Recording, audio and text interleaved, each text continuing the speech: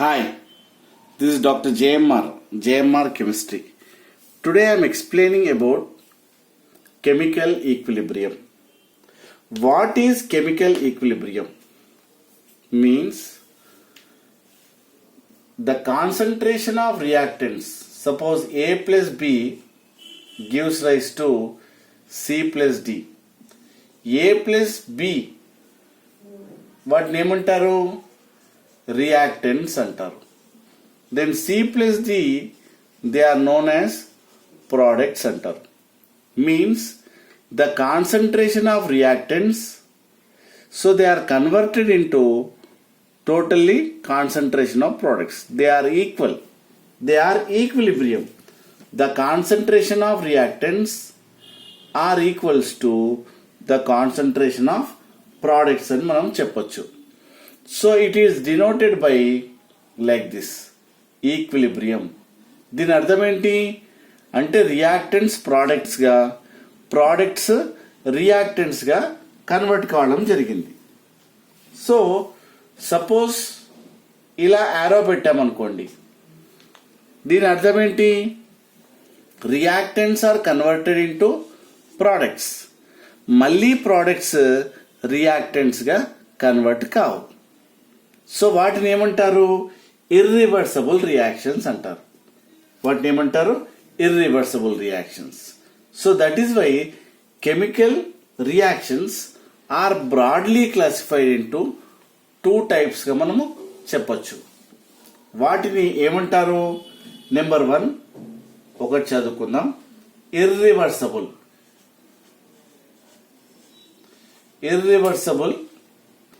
Reactions. Irreversible reactions అంటే చూద్దాం. Irreversible reactions suppose lead nitrate, ఇది ఏ ఫామ్ లో ఉంటుంది? యాక్వస్. సపోజ్ వాటర్ లో డిజాల్వ్ చేస్తాం అనుకోండి. Potassium chromate, aqueous, to form lead chromate. ఇది సాలిడ్ స్టేట్ లో. ఇక్కడ ఎల్లో పీపీటీ వస్తుంది. ఇదేంటి? ఇక్కడ ఎల్లో పీపీటీ అంటే ఎల్లో కలర్ పీపీటీ మనకి ఇక్కడ ఫామ్ కావడం జరుగుతుంది. ప్లస్ మనకు 2 moles ఆఫ్ KNO3గా కన్వర్ట్ అవుతుంది. So aqueous. సో ఈ విధంగా lead nitrate react with potassium chromate to form lead chromate and KNO3గా కన్వర్ట్ అవుతుంది. వీటిని ఏమంటారు? ఇర్రివర్సబుల్. ఎందుకన్నారు? Reactants are converted into products అని మనం చెప్పొచ్చు. వీటిని irreversible means reactants are converted into products, but products are not converted into reactants అని మనము చెప్పొచ్చు. సపోజ్ ఇంకో ఎగ్జాంపుల్ తీసుకుందాం. యాసిడ్ రియాక్ట్ విత్ బేస్ అనుకోండి. ఇక్కడ ఏం ఫామ్ చేస్తున్నాయి? Salt and water. సో మళ్ళీ ఈ సాల్ట్ ఏం జరుగుతుంది? యాసిడ్ మరియు బేస్గా కన్వర్ట్ కాదు. సపోజ్ AgNO3 తీసుకోండి ప్లస్ KCl. ఇక్కడ ఏమైతుంది? AgCl PPT ఫామ్ అవుతుంది. White PPT is form plus KNO3. ఈ వైట్ PPT మళ్ళీ it is converted into react with KNO3 to form AgNO3 and KCl form కాదు. వీటిని ఏమంటారు? ఇర్రివర్సబుల్ రియాక్షన్స్ అంటారు. అంటే reactants are converted into products, but products are not converted into reactants అని మనం చెప్పొచ్చు. ఇంకొక వైట్ PPT రియాక్షన్ మనం చూసినట్టయితే barium chloride plus sulphuric acid form అయింది అనుకోండి. ఇక్కడ ఏమైతుంది? బేరియం సల్ఫేట్ గా ఫామ్ అవుతుంది plus HCl, 2 moles of HCl. దానివల్ల ఇక్కడ ఏమైంది? వైట్ PPT ఫామ్ అవుతుంది. ఏమైతుంది? ఇక్కడ వైట్ PPT ఫామ్ అవుతుంది. So these reactions are called irreversible reactions అని మనం చెప్పడం జరుగుతుంది. ఇకపోతే సెకండ్ టైప్ మనం ఏమనుకున్నాం? రివర్సబుల్ రియాక్షన్స్ అనుకున్నాం. అంటే ఏంటి? రివర్సబుల్ రియాక్షన్స్ అంటే reactants are converted into products and products are converted into reactants గా మనం చెప్పొచ్చు. Suppose H2 plus I2 gives rise to 2HI గా మనం చెప్పొచ్చు. అంటే reactants are converted to product. చూసారా, నేను ఈ యారో మార్క్ కూడా మార్చేసా. ఇక్కడ డైనమిక్ ఈక్విలిబ్రియం అని పెట్టడం జరుగుతుంది. So 2HI again it is converted to H2 plus I2 గా మనం చెప్పొచ్చు. సపోజ్ నైట్రోజన్ గ్యాస్ తీసుకోండి. If it is react with hydrogen, Haber's process అంటారు దీన్ని. సో NH3 అంటే ఫార్మేషన్ ఆఫ్ NH3 లో కూడా ఇక్కడ ఏం జరుగుతుంది, nitrogen react with hydrogen to form ammonia. Again ammonia is converted to nitrogen hydrogen. వీటిని dynamic equilibrium. It is a reversible reaction గా మనం చెప్పొచ్చు. Ammonia react with water. So here it forms ammonium ion plus OH minus hydroxide ion గా మనం చెప్పొచ్చు. This is also dynamic equilibrium గా మనం చెప్పొచ్చు. It is nothing but reversible reaction. Suppose 2 moles of SO2 react with O2 to form SO3. అంటే ఏమైంది, this is also dynamic equilibrium. It is nothing but reversible reaction గా మనం చెప్పడం జరుగుతుంది. So ఈ విధంగా chemical reactions are classified into 2 types గా మనం చెప్పొచ్చు. వాటిని ఏమంటారు, ఒకటేమో ఇర్రివర్సబుల్ రియాక్షన్స్ అని, అంటే రియాక్టెంట్స్ గివ్స్ ప్రోడక్ట్స్. ఎందుకోసం అంటే మళ్ళీ products does not give reactants. ఎందుకోసం అంటే అక్కడ ప్రోడక్ట్స్ కానీ పీపీటీస్ ప్రిసిపిటేట్స్ కానీ ఫామ్ అవుతాయి. ఇలా ఉందనుకోండి, సో రియాక్టెంట్స్ ప్రోడక్ట్స్గా, ప్రోడక్ట్స్ రియాక్టెంట్స్గా కన్వర్ట్ అయితే వాటిని రివర్సబుల్ రియాక్షన్స్ అని అంటారు. So again this chemical equilibrium is mainly classified into 2 types గా మనం చెప్పొచ్చు. ఏంటవి, number 1 homogeneous. What is that, homogeneous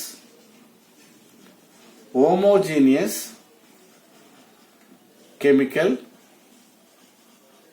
equilibrium and heterogeneous chemical equilibrium. First మనము హోమోజీనియస్ కెమికల్ ఈక్విలిబ్రియం చూస్తాం. సపోజ్ ఫర్ ఎగ్జాంపుల్ హైడ్రోజన్ ఉంది H2, it is a gaseous form, plus I2, this is also gas, to form 2HI. అంటే ఇది reactants as well as products. ఇది gaseous state లో ఉంది, ఇది gaseous state లో ఉంది, ప్రోడక్ట్ కూడా గ్యాసియస్ స్టేట్ లో ఉంది. అంటే it is A homogeneous equilibrium. ఇది ఈక్విలిబ్రియమే కానీ హోమో అంటే అన్ని సేమ్ ఫేస్ లో ఉన్నాయి, గ్యాసియస్ ఫేస్ లో ఉన్నాయి. అలానే nitrogen is a gas. If it is react with hydrogen is a gas. So it is equilibrium with ammonia. Ammonia is also gas. So 2, 3, 3 like this. So ammonia is also gas. Suppose అలానే అన్ని same face లో, అంటే ఏం జరుగుతుంది బేట, ఇక్కడ same ఒకటే phase లో మనకు suppose if it is acetic acid is a liquid, next ethanol or ethyl alcohol it is a liquid. It is a dynamic equilibrium with CH3 COO C2H5 plus water. అంటే ఇది liquid form లో, ఇది liquid form లో ఆ విధంగా మనం రాయడం జరిగింది. అంటే it is a homogeneous gas state లో కానీ లేదంటే లిక్విడ్ స్టేట్ లో కానీ ఆ మొత్తం reactants means reactants as well as products అన్ని ఒకే స్టేజ్ లో ఉంటే we can call it as homogeneous water chemical equilibrium అంటారు. అలానే సపోజ్ సెకండ్ టైప్ మనం ఏమనుకున్నాం, హెటిరోజీనియస్ కెమికల్ ఈక్విలిబ్రియం.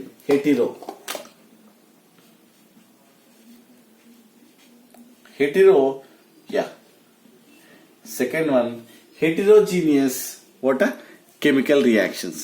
హెటిరోజీనియస్ అంటే డిఫరెంట్ స్టేజ్ లో ఉంటుంది ఫేసెస్ లో. CaCO3 అదేంటి, solid. It is equilibrium with calcium oxide, అది solid. Then carbon dioxide is a gas. It is heterogeneous in nature.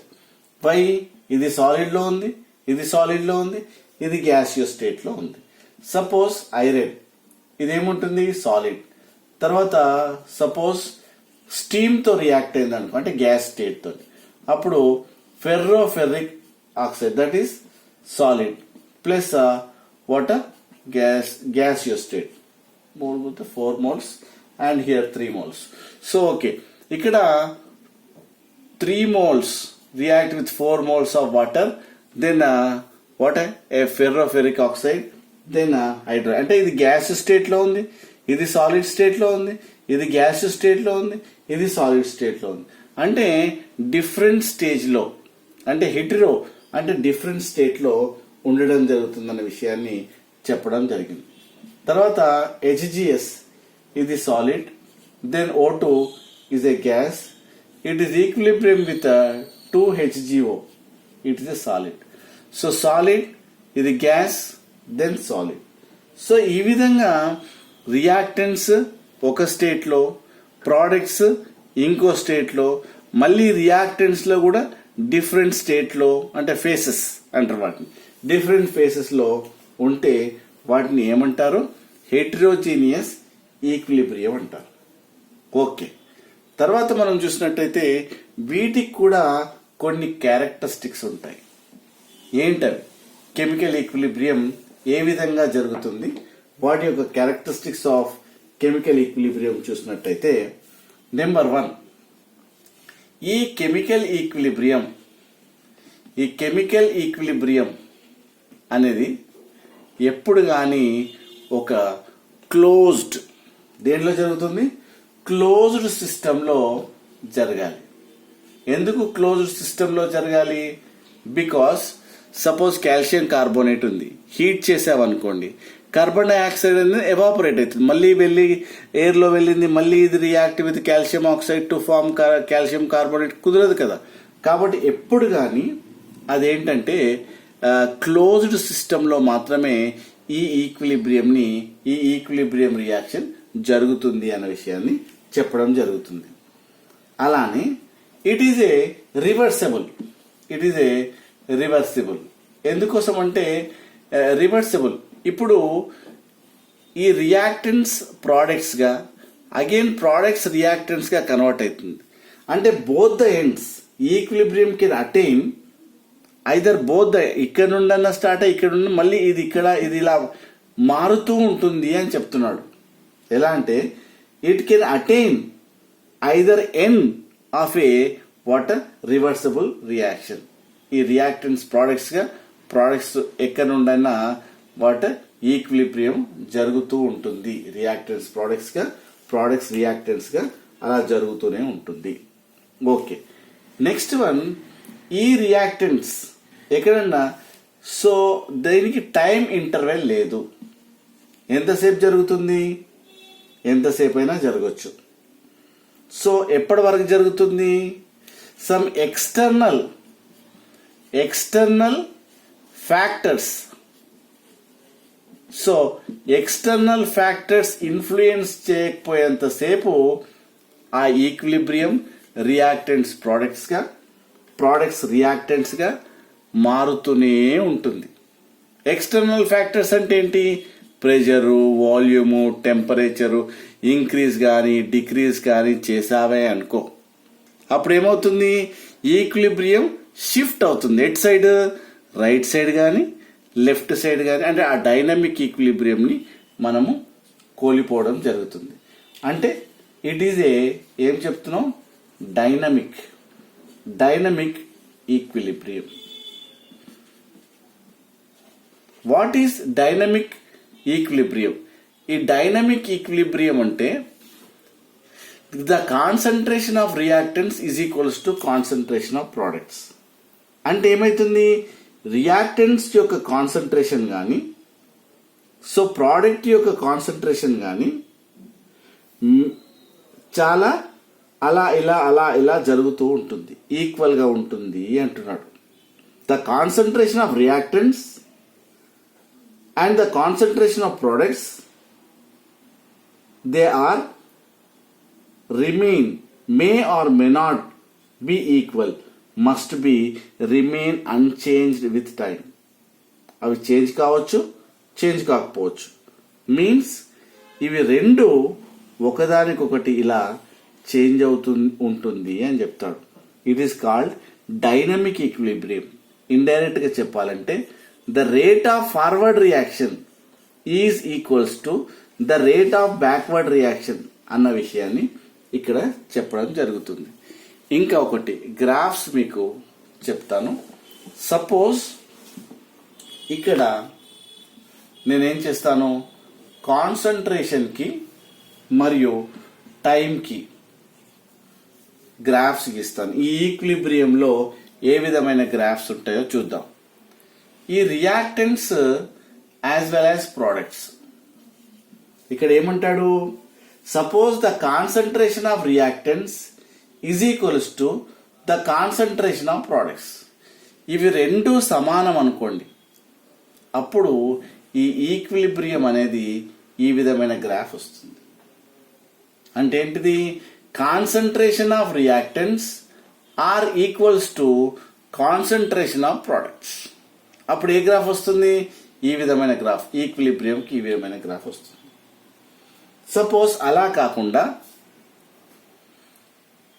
ఇక్కడ సెకండ్ గ్రాఫ్ చూద్దాం. Suppose when small amount of product చాలా కొంచెమే form అయింది అనుకోండి, and the concentration of reactants ఏదైతే ఉంటుందో దీని నుండి, అంటే ఇది కొంచెమే ఫామ్ అయింది, but here concentration of unchanged reactants is large. ఇవి ఎక్కువగా ఉన్నాయి అనుకోండి, సపోజ్ ఇవి తక్కువగా ఫామ్ అయినాయి, ఇవి ఎక్కువగా ఉన్నాయి.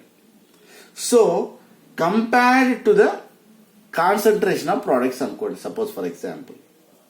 అప్పుడు ఈ విధమైన, ఇది రియాక్టెంట్స్ది, ఇది ప్రోడక్ట్స్. సో ఈ విధమైన వాటర్ ఈక్విలిబ్రియం ఉంటుంది. దేనికి, రియాక్టెంట్స్ అంటే ఈక్విలిబ్రియం స్టేట్ ఉంటుంది. సో ఈ విధమైన గ్రాఫ్ని మనము చూపించవచ్చు.